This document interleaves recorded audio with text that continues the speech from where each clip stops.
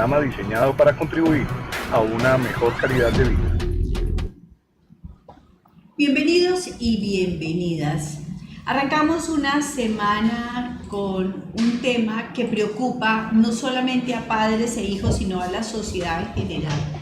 Y ese tema tiene que ver con los colegios y la familia, la cooperación o los conflictos que se están presentando. Por eso, hoy, como cada vez que hablamos de estos temas que son tan importantes, nos acompaña la doctora Mónica Katzenberg, a quien ya vamos a saludar. Ella ha corrido mucho durante el día de hoy, a veces en Cali también se presentan estos atascos, estos trancones, a veces tenemos las dificultades, pero bueno, ella está aquí con nosotros. Y está con nosotros también Juan Fernando Rocayo, nuestro periodista y comunicador social, para contarles a ustedes cómo se pueden comunicar con nosotros, y participar de este programa. Ojo, este es un programa para padres, para alumnos, para maestros. Quiero contarles que tenemos muchas anécdotas para comentar en este programa. Juan Fernando, muy buenas tardes. Gracias, doctor. Un saludo muy especial a la doctora Mónica. Bienvenida. A Gustavo Andrade de Bogotá, un abrazo muy especial a nuestros seguidores. Recordarles que nos conectamos todos los días de 2 a 3 de la tarde por el perfil de Lucía Nader y la fanpage del Corrillo de Mao. Vamos a estar muy pendientes de sus preguntas y dudas. También tenemos una línea WhatsApp 322-423-2323 para los que quieran hacernos preguntas un poco más íntimas. Bueno, tenemos esa línea. El tema de hoy, colegios y familia, cooperación o conflicto. Sí, señor. Doctora Mónica, muy buenas tardes. Bienvenida. Muy buenas tardes a ustedes en la mesa e igualmente a todos los que nos están siguiendo. Un poquito tarde, corriendo, con muchas vueltas, pero con muchos deseos de acompañarlos. Tan linda, sí señora, y nosotros esperándola con mucho cariño. Y está en Bogotá nuestro personaje, nuestro periodista, Gustavo Andrade, que además yo creo que es un fiel testimonio e ilustra muy bien lo que va a ser el tema en la tarde de hoy. Porque Gustavo Andrade, yo no sé si esto es una infidencia, me comentaron, claro que el hijo no puede saberlo, ¿no? Pero pasó como por 10 colegios. Entonces, yo creo que, bueno, a ver, Gustavo, muy buenas tardes y bienvenido en privado. Muy buenas tardes, doctora Lucía, y muy buenas tardes a todo este maravilloso equipo acá en privado. Pues sí, aparte de estarnos aquí acompañando en las tardes, contando miles de historias que hemos podido recoger a lo largo de este trasegar del periodismo, sí, les cuento que yo fui uno de esos alumnos, digamos, un poco problemático, un poco incomprendido, un poco que tenía ese liderazgo, pero que en ocasiones no era especialmente para lo bueno. Entonces, mejor dicho, usted es lo que llaman en los colegios el líder negativo. El líder negativo. Menos mal, alguna vez dijo un profesor que me decía que el liderazgo negativo no existe, que el liderazgo de por sí ya es positivo. Ajá. Sin embargo, que estaba un poco mal encaminado y que tocaba era como tratar de coger lo mejor, de ese liderazgo para poderlo bien encaminar. Pero, a ver, ¿qué era lo malo que usted hacía? Digamos que no tenía límite, no tenía filtro, entonces si a mí me daba risa, no paraba, o sea, siempre era de esos que hacía un grupito atrás allá en la esquina, entonces era el que identificaba con cuál iba a ser su compañero, su partner in crime, que iba a estar ahí todo el tiempo en la recocha. Estábamos organizando siempre temas como la fiesta. Bueno, con el colegio cuando era chiquito era más aplicado, pero me sacaban, era un poco peleón también. Cosas así como de esos niños que uno dice hoy en día que un no es una casta, pero como digo, era buen estudiante con algunas materias. Siempre tuve pasé exactamente, puntualmente pasé por 10 colegios, contando desde pequeños de jardín, primaria, estuve en 3 y luego ya en bachillerato pasé por 6 y pues el de jardín serían 10. Pero tuve la gran fortuna de unos padres muy comprensivos en ese tránsito de colegios. Perdí 2 años porque me echaban antes de finalizar el año, entonces no alcanzaba a terminar, tocaba el otro año repetir el año, el grado escolar, y aparte de eso pues estrenar nuevos amigos, cosa que hoy en día pues lo veo, y algunas también varios profesores me decían, eso le va a generar una inestabilidad en su vida emocional porque usted en un trabajo no se va a sentir a gusto, con una pareja no se va a sentir a gusto, porque como puede cambiar, o cambia tanto en una fase tan importante como es la escolaridad, que la mayoría de mis amigos que dejaba habían hecho sus estudios en un solo colegio toda la vida, mis primos así lo mismo. Entonces sí genera ciertos cambios en el comportamiento, no solo negativos, porque uno se vuelve muy fácil, se adapta muy fácil a los cambios, a cualquier tipo de cambios. Claro, y fíjese, de pareja. Ajá, y fíjese cómo detrás de esos niños, así como usted dice caspositos o niñas caspositas, hay una serie de situaciones bastante complejas que los docentes no tienen tiempo de investigar y de llegar más allá, y por eso un niño se vuelve el problema aquí, allá y acullá, doctora Mónica. Sí, yo quisiera coger algunos puntos que ha dicho el doctor Andrade que me parecen muy interesantes, porque él dice, me sacaron de muchos colegios, pero yo era buen estudiante, o sea, me sacaban era por problemas de disciplina, de molestar, pero él estaba muy pendiente, dice, de cuáles eran los compañeros con los cuales iba a hacer la recochita, ¿cierto? Claro. Entonces, yo creo que allí parte, dijéramos algo, que me parece interesante de mirar, porque... y preguntar, sobre todo desde antes preguntarnos, bueno, ¿y para qué es el colegio? Antes como que eso estaba muy claro, absolutamente claro, el colegio se va a aprender. Ajá. A nada más, porque de resto como que esa formación de sujeto, de valores, de construcción ética, de moral, de socialización correspondía a la familia. Sí, claro. Pero en este momento, pues la cosa no es tan sencilla.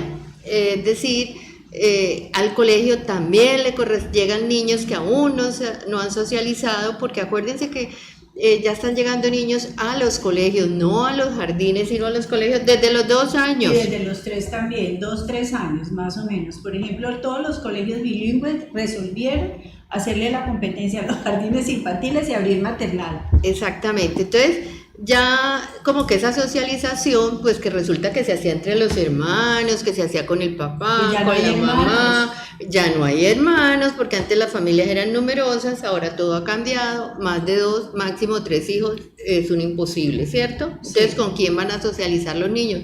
Entonces, esa socialización que le correspondía a la familia y que los niños llegaban, dijéramos ya con esa socialización, llegaban a aprender evidentemente, a escuchar qué era lo que había en el colegio, pero ahora le toca al colegio también asumir esa socialización. Y resulta que, a ver, si nos ponemos la mano en el corazón, hay colegios que la han asumido y hay colegios que dentro de su misión, y todos los colegios tienen una misión y una visión muy bonita.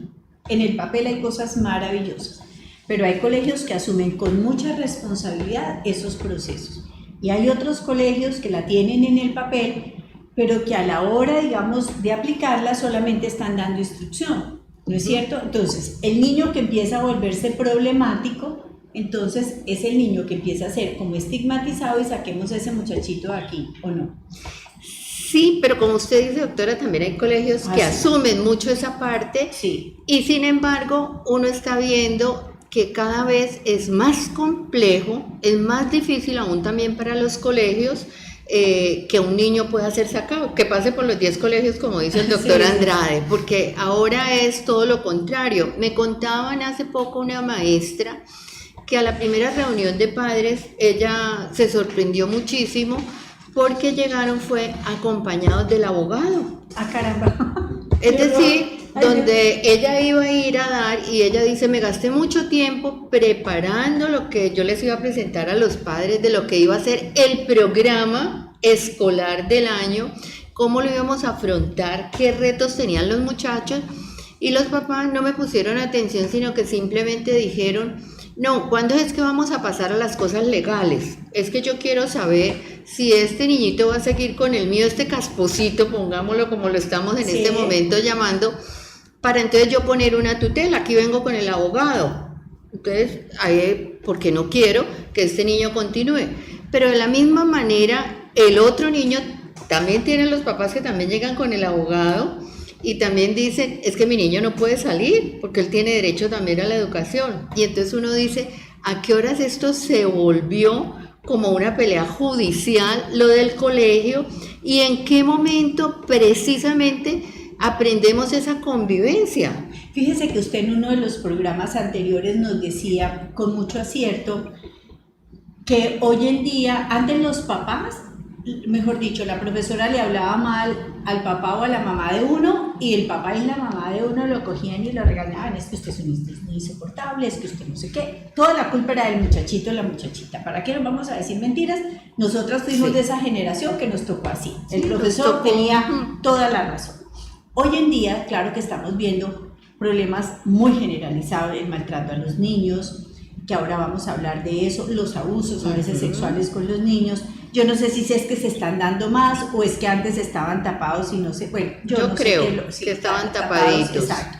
Entonces, resulta que ahora el niño siempre o la niña tienen la razón. Y entonces, si el niño le escupe a la profesora, porque se presentan los casos, es la profesora le ocasionó un estrés tan grave que el niño terminó desahogándose de esa manera. Cosas como esas pasan. Entonces, aquí tenemos que pensar... Exacto, doctora. Yo escuché una noticia en donde una profesora decía, y me parecía lo correcto, es que nosotros le enseñamos a los niños, por favor, que los eduquen en la casa. ¿Sí? Sí, hay ciertas cosas pues, aparentemente eso funciona así, pero ahorita que Gustavo hablaba que lo echaban en 10 colegios, y bueno, y que tengo la fortuna de conocer a su familia, bueno, pues los papás de Gustavo son padres amorosos, súper pendientes de sus hijos, la mamá es la más cariñosa. Inclusive el hermano es muy... le ponía límites. El hermano, no, Parece el hermano muy tranquilo. O sea, de verdad fue una guerra, Gustavo. Y inclusive yo vi muchas veces a la mamá muy estresada por esos temas. Pero, digamos, la educación la tuvo. O sea, el seguimiento de los padres los tuvo. Lo que pasa es que, a ver, no todos los colegios son para todos los niños. Eso es otra verdad casi que de apuño. Ni todo el mundo es para todos los colegios. Exacto, ni todo el mundo es para todos los colegios. Resulta que es que hay niños que por sus características, bueno, yo no le he medido a Gustavo el coeficiente intelectual, pero hay niños que son mucho más móviles, más creativos, muchísimo más ingeniosos, que aprenden mucho más rápidamente, que terminan rápido la tarea, y el sistema es un sistema muy rígido. Y entonces los niños no responden a esos sistemas rígidos y se convierten en un problema. Necesariamente se tienen que convertir en un problema. Pero el problema no es ese. El problema es hoy en día cómo eso se vuelve un problema, por ejemplo, judicial. Sí. Un problema de tutela, un problema de muchas cosas. Yo me acuerdo la noticia esa que hizo boom, los muchachos que encontraron teniendo sexo en un aula de clase, el colegio los expulsa porque van contra el manual de convivencia, y entonces dicen que era el derecho a su intimidad. A mí me da muchísima pena con los señores de la corte, pero la intimidad no está en un aula de clase, eso sí, olvídense. La ley, mejor dicho, un momentico, eso no es ley, eso no es ley, porque es que yo creo que todo tiene sus espacios. Sí, Gustavo. No, es que yo, con respecto a lo de la corte de los pronunciamientos, que además ha sido tema de debate en todos lados, yo creo que más que la corte lo que dijo es: no pueden obligar a un colegio a echar a un niño, a retirarlo, a suspenderlo del colegio por tener relaciones sexuales. Es lo que dice la corte. Ahora ya el colegio tomará los correctivos necesarios, pero el punto ahí, que es lo que mencionaba Juan, es que la educación viene desde la casa. Uno en la casa le enseñan, por ejemplo, algo a no tener sexo en las aulas de clase, por ejemplo, o en la sala de la casa. Básica, por ejemplo, al colegio no se va a dormir, sí, al colegio no se va a consumir drogas, al colegio no se va a robar, en fin, y son cosas que vienen de la casa, sí. Evidentemente tener una relación sexual es una cosa que debería ser un tema privado, un tema bonito en el que los jóvenes que están en esa etapa pues lo van viviendo a su manera, paso a paso, pero en lo que dice la corte es no los pueden echar, o sea, ya ustedes verán cómo manejan el tema y verán a qué clase de... No, pero la corte dijo porque tenían derecho a su intimidad. Esa frase está en la sentencia. Sí. Claro que tienen derecho a su intimidad. El problema no es que tengan derecho a su intimidad, sino es dónde tienen derecho a su intimidad. Como los niños tienen derecho a reír, y las niñas, y a jugar, y a expresarse, y a ser críticos, y a pararse en el aula de clase y con todo respeto es decirle: profesora, yo tengo una opinión distinta. Todo eso tienen derecho, por supuesto. Sí, yo quiero devolverme a algo que dice Gustavo, perdón que le diga Gustavo así, Sí, no, tan es olímpicamente nuestro amigo Gustavo. Entonces, donde dice, es que la educación viene de casa, era un poquito lo que yo estaba planteando frente a la socialización, ¿sí? Que tiene que ver también con esto, evidentemente, colocar unos límites, que es lo que la doctora Nader estaba diciendo en ese momento, una ley que nosotros los psicólogos llamamos una ley con mayúscula, que es una ley de concientización del otro y de mí mismo, del respeto mío, pero el respeto también al otro, a la convivencia, ¿sí? Pero nos centramos fue en la ley jurídica. Y evidentemente, cuando usted nombra eso debe ser desde la casa. Desafortunadamente, lo que está sucediendo es que eso no se está dando en la casa. Y no se está dando en la casa porque el mismo miedo que tienen los colegios de que los entutelen es el mismo miedo que tienen las familias de que si le digo sí o si le digo no al niño, si se enoja, pero ¿qué hago? Pero si los demás lo hacen, ¿yo cómo le voy a prohibir? ¿Qué va a pasar con mi hijo? ¿Se va a volver entonces en contra mía? Y en todas estas posiciones resulta que el niño queda suelto, o el chico o el adolescente queda suelto. Y de esta maestra que yo estaba contando el cuento de que llegaron con la tutela, con el abogado, ella habló luego con los niños y muy graciosamente los niños y el más necio del salón le dice, profesora, es que nosotros ya aprendimos cómo no nos castigan. Y la verdad, queremos decirle que nos debían poner más normas porque es que si no, nosotros no vamos a hacer nada. Pero mire, a veces uno no entiende, estamos en dos extremos. Unas profesoras que por miedo a la ley, a esa ley jurídica, entonces permiten absolutamente todo. Y otras profesoras, por ejemplo, como los videos que han salido en estos días, obligan a los niños y a las niñas a hacer cosas. Uno de los videos que vi que me sorprendió, son dos videos, uno en Argentina y otro en Colombia. El video en Argentina, una profesora coge a golpes a un niño de 4 o 5 años porque no se dejó pintar la boca y lo reventó y tenía sangre en su carita y fue terrible, espantoso. Y otras aquí en Colombia, 3, un chiquito que no tenía más de 3 años porque creo que les estaban enseñando lo que era lo femenino y lo masculino. A ver, a mí me hace el favor y me explican ¿qué tiene que ver el colorete con lo femenino y qué tiene que ver el colorete con lo masculino? Conozco muchas mujeres que no se echan absolutamente nada en la cara. Esas son cosas absolutamente, esos son adendus, no se dan en todas las culturas, no se dan ni siquiera, nosotros vemos nuestras mujeres indígenas o nuestras mujeres campesinas, en la mayoría de los casos ni siquiera se echan, no se pasan un pomo por la cara, ¿o no? No, es que es confundimos. Imagínate, ese pobre chiquito se revolcaba, yo no quiero, y las otras lo cogían, pero a la fuerza a pintarle la boca con un colorete por querer enseñarle lo femenino. A mí me parece que ahí sí las deberían mandar a la cárcel. Claro, es que hemos pasado, como usted decía, a nosotros nos tocó la lavada de oreja, la tirada de chancleta, la castigada en la correa. No, yo vi hasta que una maestra le pegaba, a mí no se me olvida en quinto de primaria, a una compañera contra la pared, eso era horroroso, pero nos pasamos al otro lado, porque generalmente lo que hacemos es que en lugar de analizar qué es lo que está sucediendo y cada uno asumir esa autoridad, no el autoritarismo, no tampoco el dejar hacer, sino ver qué es lo que está sucediendo, amor nos con vamos límites. al otro lado. Exactamente.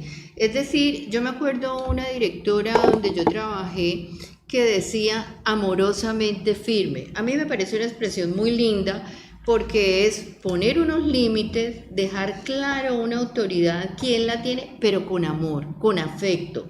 No es coger desde la rabia. Ni juzgamientos.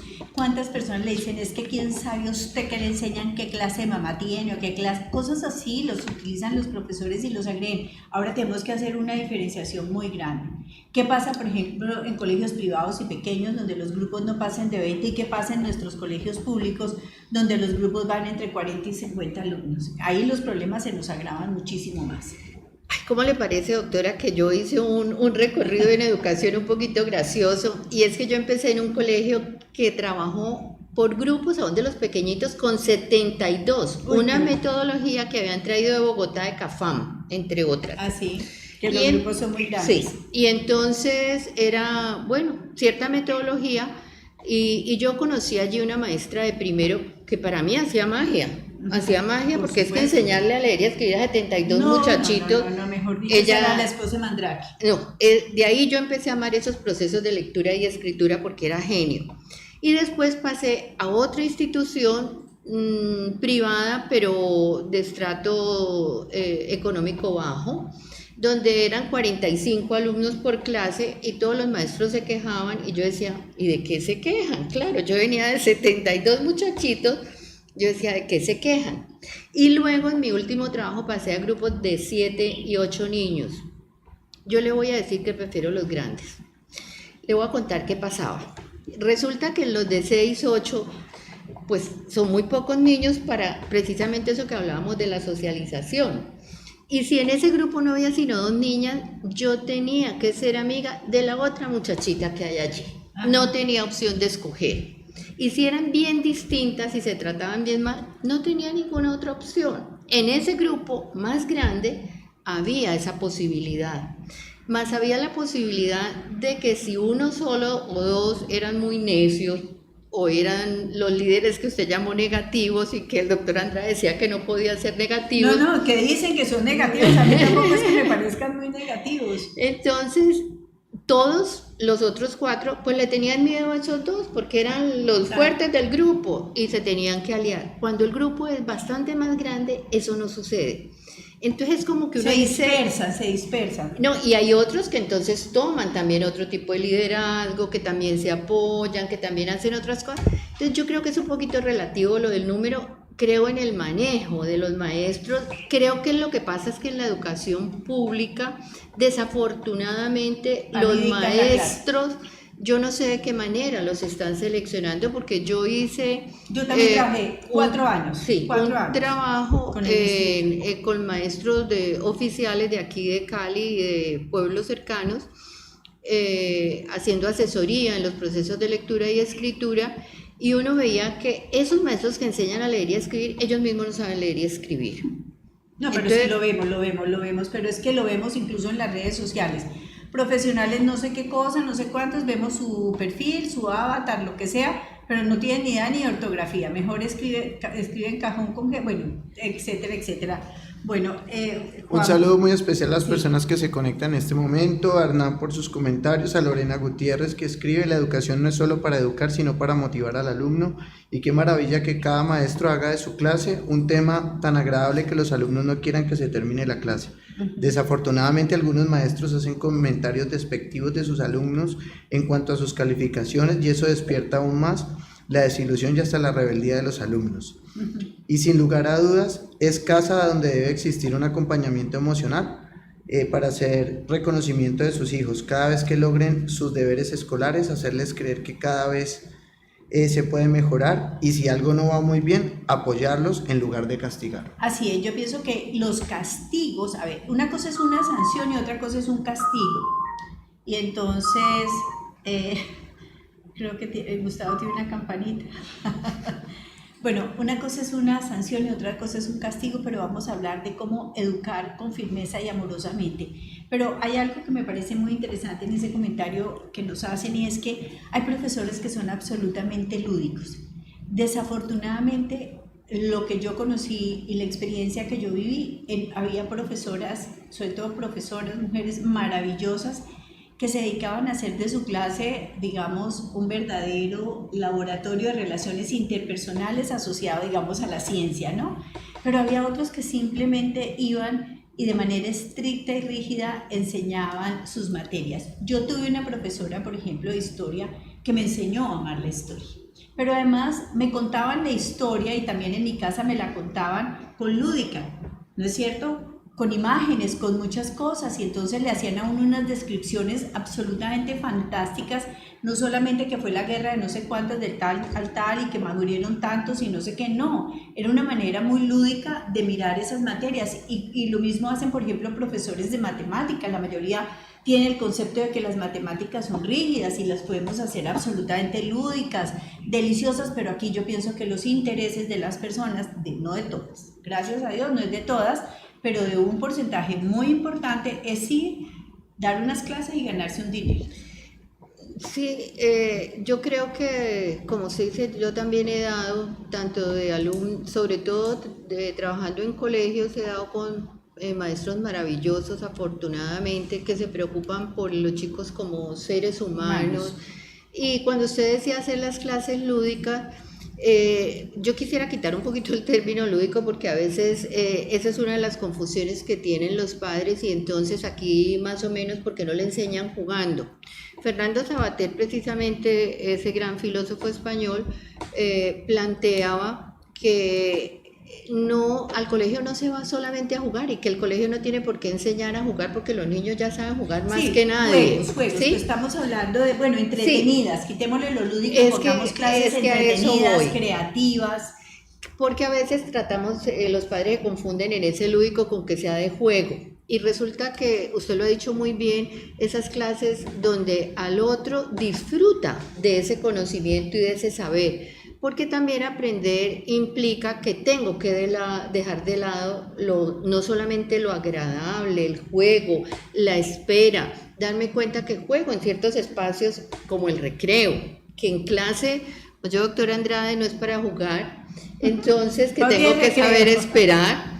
¿Qué es lo que debió pasarles también a los chicos que saca la corte? Porque no pudieron esperar, es que no somos animales que en cualquier lado y en cualquier momento nos estamos acostando con alguien. Pero además porque una de las cosas que tenemos que enseñarles a los niños desde muy pequeños es que el sexo no es un caballo salvaje.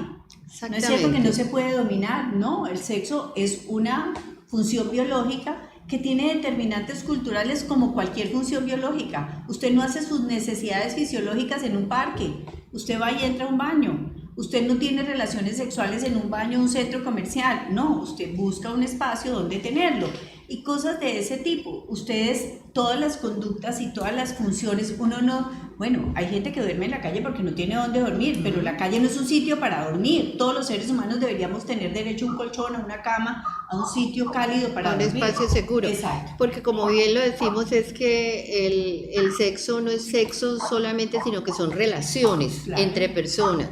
Y entonces en ese relacionarme con el otro, pues estoy pensando también que tengo que construir esa relación amorosa, esa relación que para ambos sea satisfactoria, ese momento de encuentro y no de desencuentro. Sí, señora. Bueno, Gustavo tiene cosas para decirnos. Gustavo. Claro que sí, doctora. A mí me parece importante hacer el reconocimiento de lo que ustedes están hablando.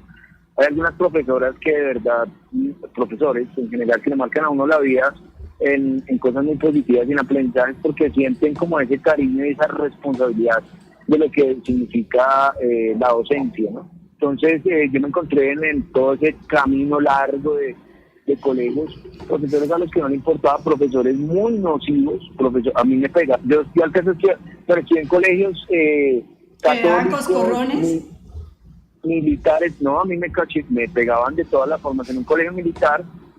Yo no sé ahora, creo que ya lo prohibieron, ya pues creo que por ley ya no se puede, pero allá nos pegaban, físicamente nos golpeaban con riatas, con palos de escoba, cachetadas, cualquier tipo de violencia era ejercida contra los estudiantes, no solo contra mí, sino que contra los que eran casposos y eso. Y les ponían a hacer lagartijas y a darle no sé cuántas vueltas a la cancha. Digamos, eso era lo que se llamaba que lo ponían a voltear, pero eso iba acompañado de mucha violencia, muchos golpes, entonces pues peor.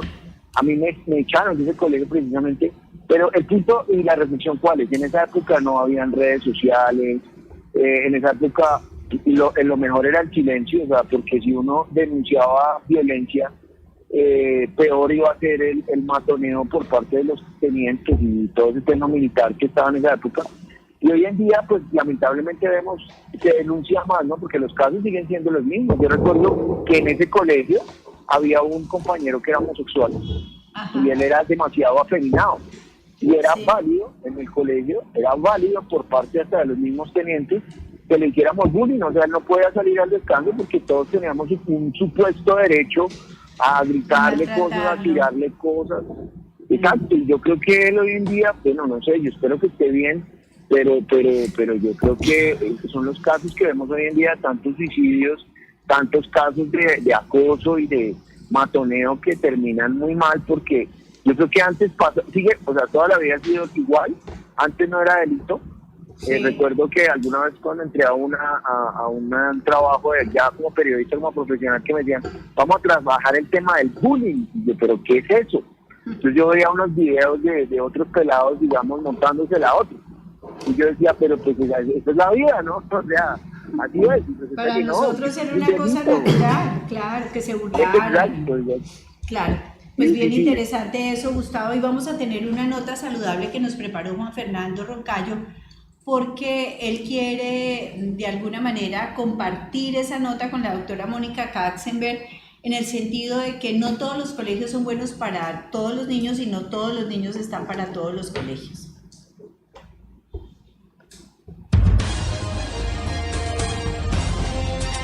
La noticia de hoy, aquí en privado. Gracias, doctora Lucía. Y la noticia tiene que ver con un artículo que sabe que son los 5 consejos claves para elegir un colegio para sus hijos. Ahorita Gustavo lo comentaba, doctora, por ejemplo, un niño afeminado en un colegio militar.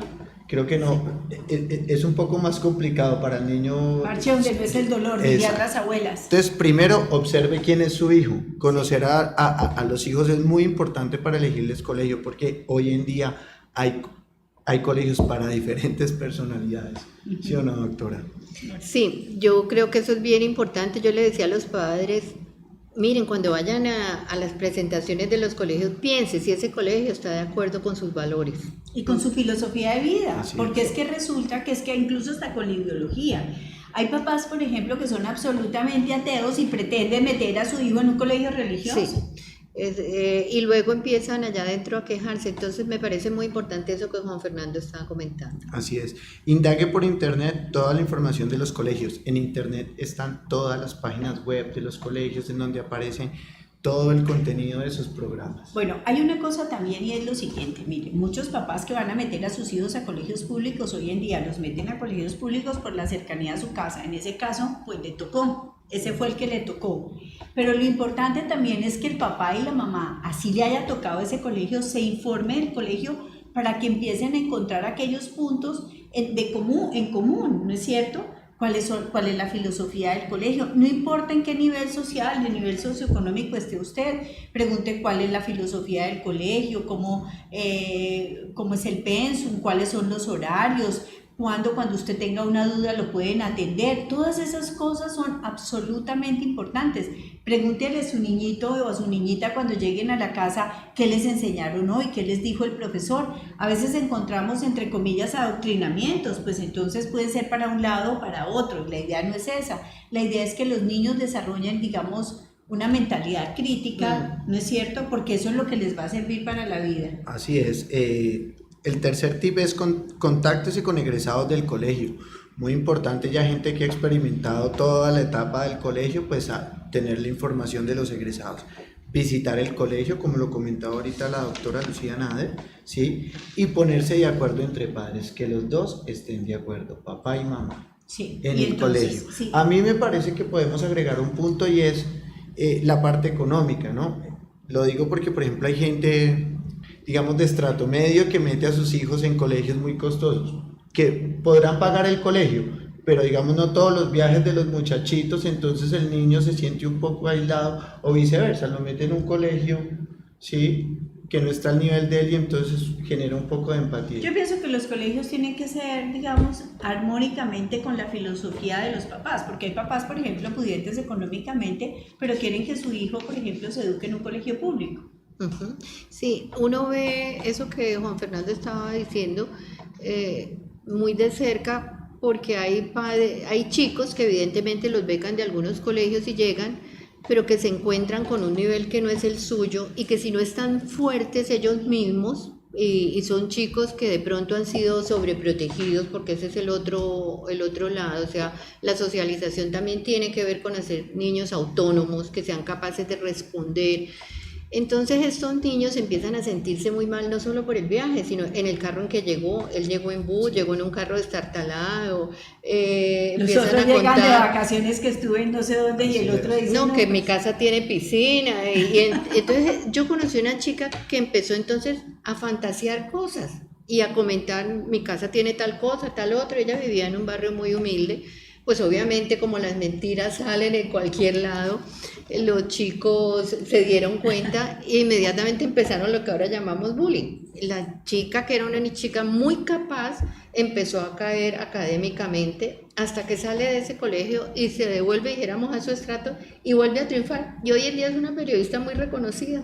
Pero mire, yo también conocí la historia de una niña que vivía en una casa común y corriente, pero se educó también con niñas muy ricas, en un colegio de niñas ricas. Y entonces ella se inventó que por un cuarto al fondo de la casa había una escalera y en la parte superior había un castillo, ¿no es cierto? Y entonces describía perfectamente cómo era el castillo, etcétera, etcétera. Y entonces todas las vecinitas iban donde la mamá y le decían, ay, doña fulana, déjenos subir al castillo. Al castillo, volvernos reinas. Exacto. Entonces la señora le decía, no, eso es mentira, eso es fantasía, ya no hay ningún castillo, no sé qué. Y entonces las niñitas iban y le decían pues a esta que se ha inventado el castillo, mira que eres una mentirosa, que allá no hay un castillo. Sí hay castillo, lo que pasa es que mi mamá dice eso para no dejarla subir. Claro, pero ella era muy recursiva esa niña. Muy bien, con una creatividad absolutamente grande, pero esas diferencias, digamos, de verdad también ocasionan que los papás, incluso los mismos papás, no puedan cooperar con otros papás o no se puedan integrar a otros papás porque tienen conversaciones igualmente distintas. Se sienten mal. Claro, y tienen conversaciones distintas. Vidas muy diferentes. Exacto, vidas muy diferentes. Entonces, por más de que usted quiera darle la mejor educación a su hijo o hija, pues piense que la mejor educación es la que usted le puede dar y que se acorde con lo que... Pero piense, ahí me estás... Doctora, sí, Gustavo.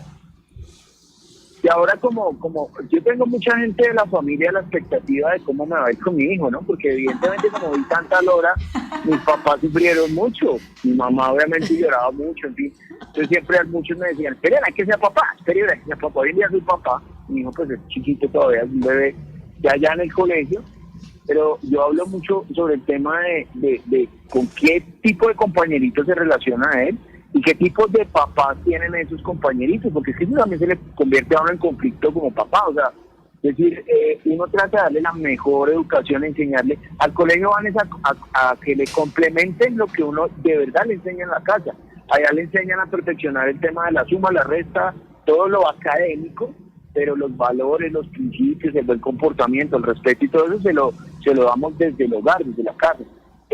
Pero sí hay un tema ahí rondando siempre como ese temorcito, y es como decía mi abuelita, las malas amistades, los malos compañeritos, no se junte con Pepito.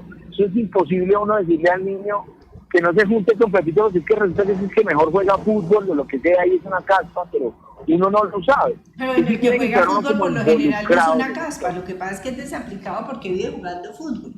Pero mire, Gustavo, una de las cosas es que hay un fenómeno psicosocial, digamos, que es muy estudiado y muy explorado. En el grupo de pares, por ejemplo, siempre prima el que tiene la conducta, digamos, de rebeldía o de transgresión. Casi siempre el bonachón, el que los está invitando a estudiar, el que los está invitando, digamos, a actividades muy normativas o pegadas a la ley, etcétera, es el aburrido, es el harto, etcétera. ¿Por qué?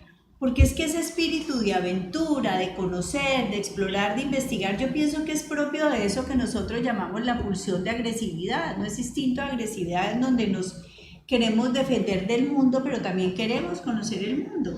Sí, a mí me parece importante, Gustavo, eso que estaba diciendo de cómo le decimos al niño no se junte con aquel, y ahora es más difícil porque como le decimos no, es que ese es peligroso además desde otros lugares.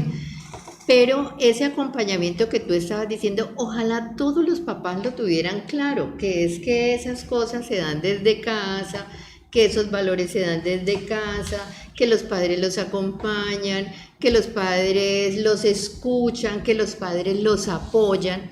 Y va a haber el hecho de que yo crea que ese colegio es el mejor y que compartamos ideales y demás, no quiere decir que no vaya a haber problemas, va a haber problemas. Pero es allí donde yo digo, es muy importante que colegio y familia, en lugar de entrar en choque y cada uno en defenderse por el miedo que están teniendo ambos, porque yo creo que tanto la familia como el colegio están teniendo miedo, precisamente ese sea el momento de encuentro de Claro. colegio y familia. Porque lo importante es el niño, que es lo mismo con la concepción de país. Puede que usted tenga una concepción de Claro. país y yo otra, pero si las dos trabajamos por el país, cada igualmente una trabaja por el desde- niño. Exacto, desde su concepción. Pero lo importante es eso, trabajar. Es decir, como que hagamos allí una posibilidad y no una imposibilidad, como que venga y charlemos. Los dos queremos a este niñito, los dos queremos a este adolescente, pero algo le está pasando. ¿Cómo le damos la mano desde el colegio y desde la casa?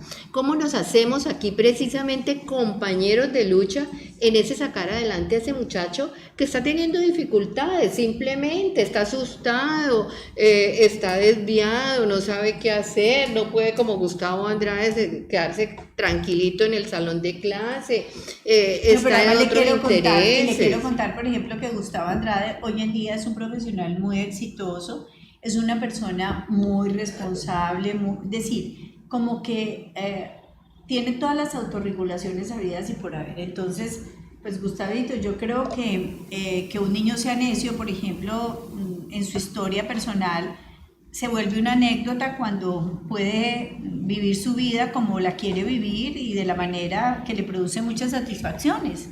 No, es que él lo estaba diciendo, yo como papá estoy preocupado por el hijo, es decir, eso da cuenta de Eso que da él calma. logró crecer, ¿cierto? Y Claro. asumir, Pero bueno, dijéramos, también esa vida adulta. consolémoslo diciéndole que eso no da karma.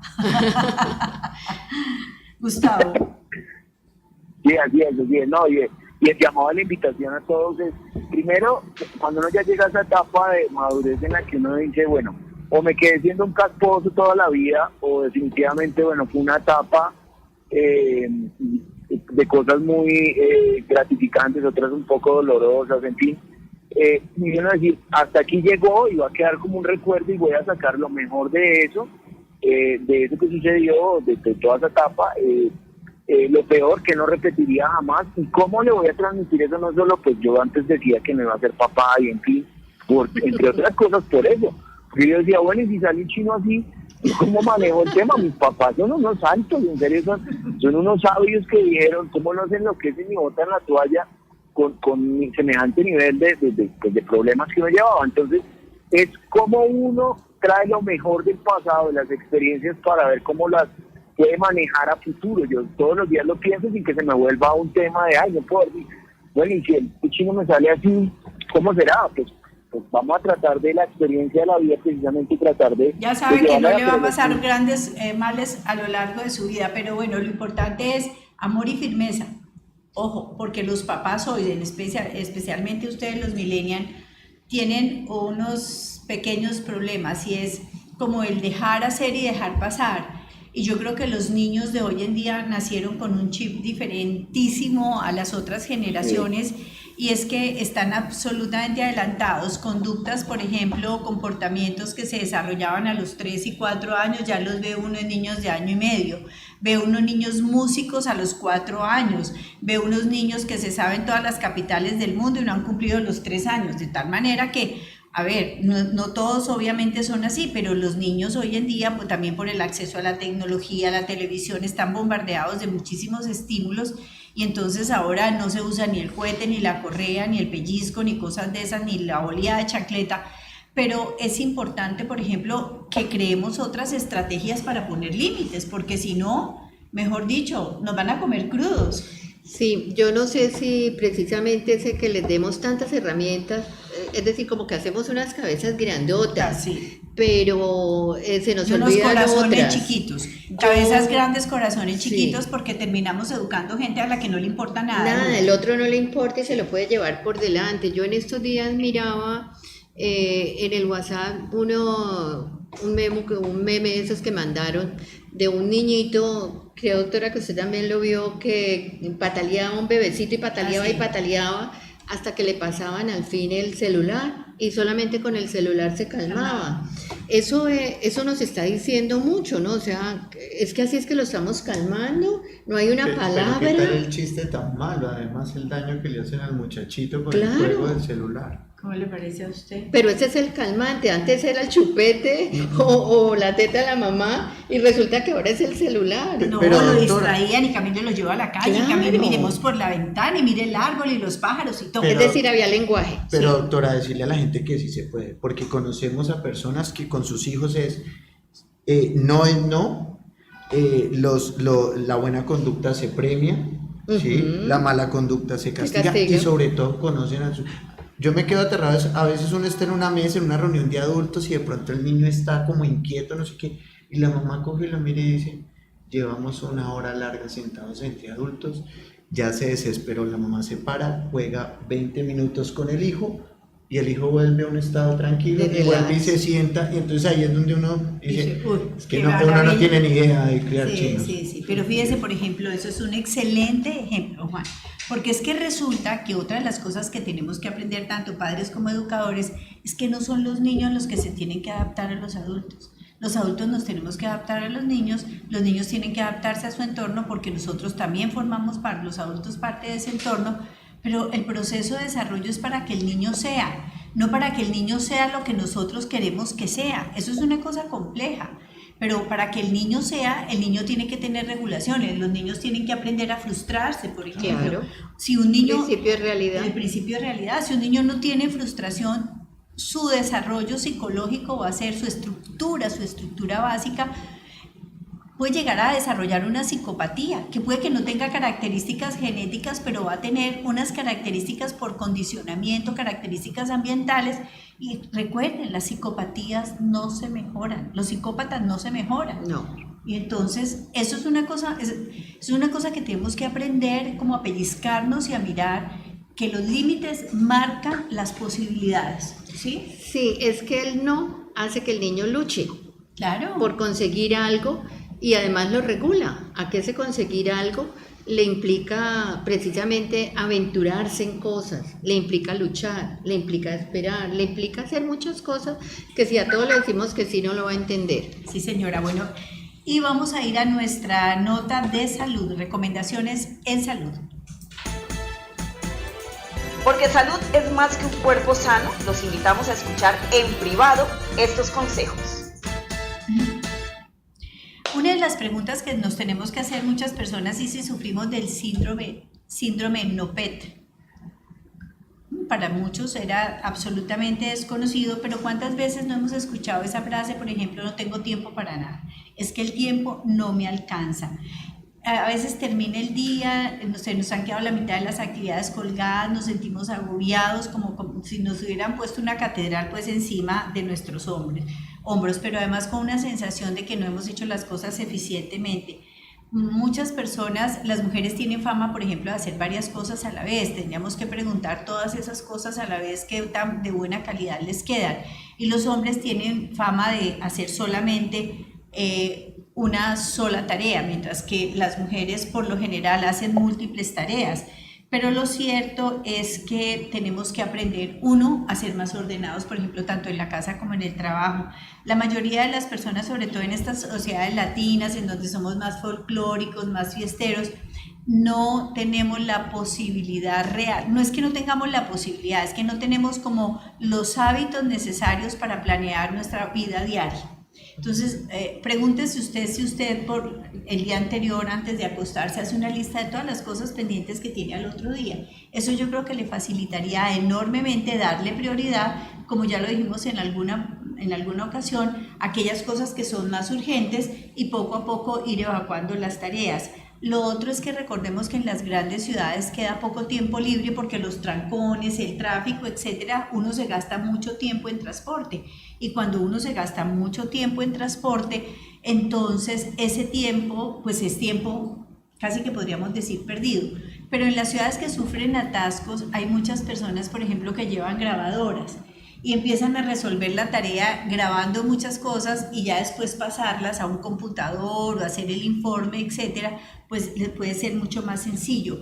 Lo mismo sucede, por ejemplo, con las personas que no alcanzan a ir a almorzar. Hay personas que no tienen tiempo, siguen trabajando y se están comiendo un sándwich o se están comiendo una comida ligera, y esto pues es absolutamente desastroso para la salud. Por lo general estas personas terminan con graves complicaciones de salud. Lo mismo sucede con la ropa. Si usted sale de su casa a las 6 de la mañana y está llegando a las 7 de la tarde, ¿qué ropa tiene que usar? Pues le toca mantener, si tiene carro, en el baúl del carro, y si no, en una maletica, cosas por si llueve, por si no llueve, los climas cambiantes, pero ropa ligera, cosas que lo hagan sentir cómodo. Uno no cree, pero por ejemplo, usted no puede andar en taconada con unos tacones para estar corriendo y caminando. No, las personas nos tenemos que volver absolutamente funcionales. Nosotros no les podemos decir a ustedes haga un cambio de vida, dedíquese al relax, pero sí tome tiempo para descansar, para respirar, para encontrarse consigo mismo. Los afanes de la vida le impiden a uno encontrarse con uno mismo. Uno ni siquiera sabe a qué sabe la comida, qué se siente, cómo dormir bien. Hemos perdido la conciencia del bienestar, y lo que necesitamos son personas con unos niveles más altos de calidad de vida y de bienestar, porque son esas personas las que, recargadas de estrés, van a producir comportamientos, por ejemplo, inadecuados o insanos, como mamá, como papá, como compañero de trabajo, etc. Entonces, a invertir un poquitico, organizarnos más en el tiempo, y esos hábitos saludables van a redundar en una salud física y emocional muchísimo mayor.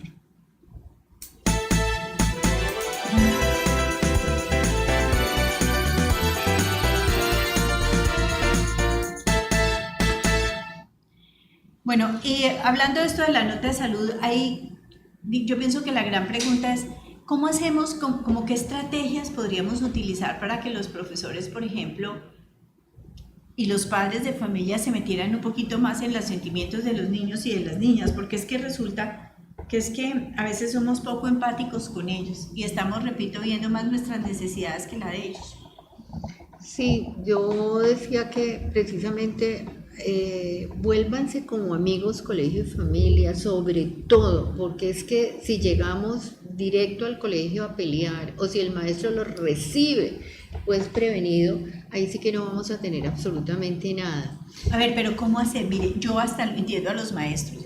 Si uno en su vida cotidiana tiene personas con las que tiene muchas afinidades, pero hay otras que a uno no le han hecho nada y le caen gordas. Usted no tiene... Como en todo lado. Sí, como en toda parte. En toda parte. Entonces hay profesores que no son empáticos con los niños, no les despiertan, no son asertivos, además, porque el muchachito o la muchachita como que no les cabe en el ánimo. Eso sí me parece muy complicado. Eso es bastante complicado, pero yo creo que es que hablamos como de dos clases de instituciones también, ¿no? O tres, o yo no sé cuántas. Pero en general lo que uno está viendo es que en este momento también afortunadamente hay psicólogos en los colegios que no solamente están escuchando a los niños, sino que están precisamente escuchando a los maestros, a los padres, y propiciando momentos de acercamiento y propiciando momentos donde tanto el uno pueda hablar del otro, como pueda hablar de esas cosas que usted está diciendo, doctora, de este niño. Yo no puedo tener empatía, y ayudarlo precisamente a construir esa relación con ese niño. Yo creo que esto ha sido importante, la presencia de los psicólogos en los colegios. Bueno, un saludo a nuestros seguidores. Así es, a todos los que se conectaron con nosotros, a Reinaldo, a Jimmy, a Evaristo, a Alberto, a Samir, a Tania, a Carlos, a Wilson, a Consuelo, a Edinson, a Carlos, que se están conectando en este último bloque. Pues nada, bienvenidos.